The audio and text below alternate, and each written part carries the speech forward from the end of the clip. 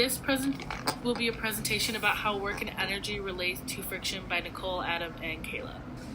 For our experiment, our research question was, how are frictional forces work and energy related? Our goal was to investigate the relationships between energy and force using an IOLAB to record data over 3 varying surfaces. The data would then be used to calculate the amount of kinetic energy and force needed to travel over each surface. Our hypothesis was that the fuzzy blanket would require the most amount of kinetic energy in order for the IOLAB to move across it due to the high amount of friction. Through our data analysis, we found that the fuzzy blanket would require the most amount of kinetic energy and thus contain the most friction. To complete this experiment, we attached an IOLAB to a force sensor that was attached to 150-gram weights. The IOLAB was then pulled across each surface using a pulley system for a total of 3 trials for each surface. The pulley system was used in order to keep the force and distance constant for each trial.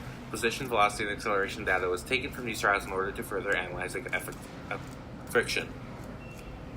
The free body diagram represents all the forces acting on the IOLAB. The normal force and force due to gravity are equal and opposite, and there is a net force greater than 0 because the net force from the pulley with the attached weights are greater than the force of the friction with the surface. The system schema allows us to know what forces are part of the system and what forces are outside of the system that are acting on the system. Our system solely includes the IOLAB, which means everything that's outside of the system is doing work on the system.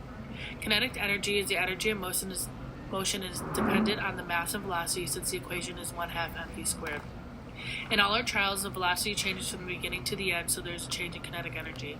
The kinematic equations are used to find the velocity and acceleration of each trial by using the final initial values for both. Newton's first and second laws are described later.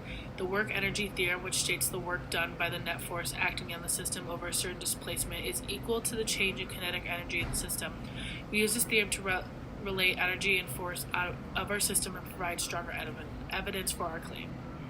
In order to calculate work, we can use 2 equations. The first equation is work equals F net times delta x, where F net is equal to the mass of the IOLAB times the constant acceleration, and delta x is equal to the change in position, 1.4 meters.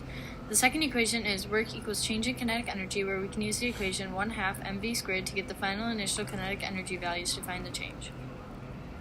For the table, for all 3 trials, final velocity was calculated average to be 2.08 meters per second, acceleration average was calculated to be 1.545 meters per second squared, and delta KE average was calculated to be 0.439 joules, which is also what the work value is.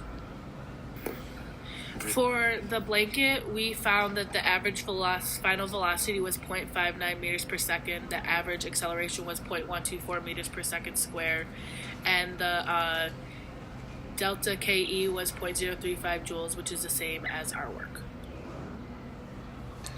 For the towel trials, we found the average velocity to be 0.095 meters per second and the average acceleration to be 0.0032 meters per second. The average kinetic energy was calculated to be 0.00092 joules, which is also the value for our work. We concluded that based off the data and our calculations that the surface with the most amount of kinetic energy had the least amount of friction, making the blanket the surface with the most amount of friction and the table with the least amount of friction. We calculated both the change in kinetic energy and force to determine which surface would create the most amount of friction. Errors may be due to kinks in the fabric, uneven tables, and other outside factors that could have affected our data. Newton's first law states that the object will stay in motion in a straight line unless an external force is acted upon it to make it change direction or speed. In our experiment, Newton's first law is seen when the frictional force acts upon the IOLAB to stop it completely. Newton's second law states that the object's force is equal to its mass multiplied by its constant acceleration. In our experiment, Newton's second law is used to calculate the work done on the IOLAB. The work-energy theorem states that the work done by the sum of all forces acting upon the object is equal to the change in kinetic energy. In our experiment, this can be seen in our system schema where all forces acting on the IOLAB are displayed, and when calculating the work done by the IOLAB using the change in kinetic energies.